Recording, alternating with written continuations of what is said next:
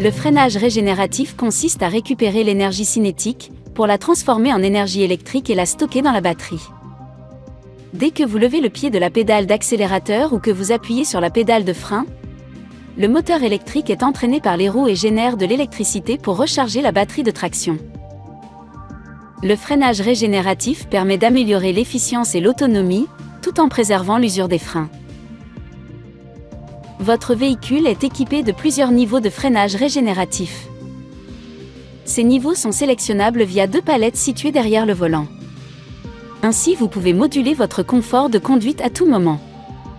Lorsque votre levier de vitesse est en position D, pressez la palette de gauche pour augmenter le niveau de freinage régénératif et pressez la palette de droite pour le diminuer. Ce témoin au tableau de bord vous informe du niveau de freinage en cours.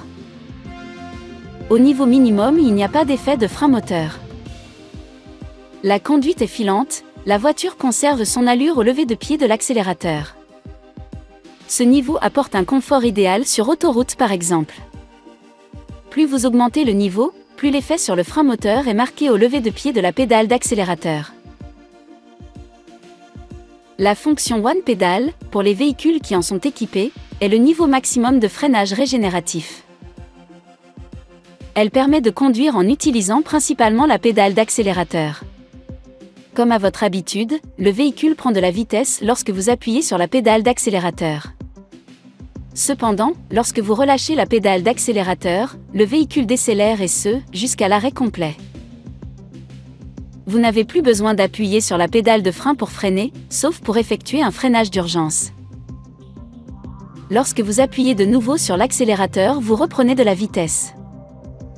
Ce mode de conduite est particulièrement appréciable en agglomération où les ralentissements et redémarrages s'enchaînent.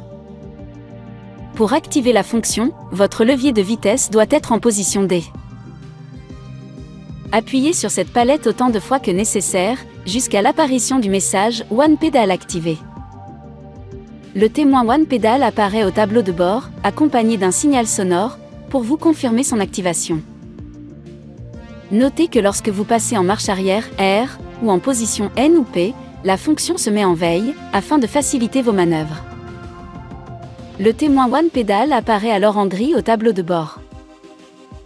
Lorsque vous repassez en position D, la fonction se réactive dès que vous dépassez 12 km/h. Le témoin repasse au bleu. Pour désactiver la fonction en roulage, pressez la palette de droite.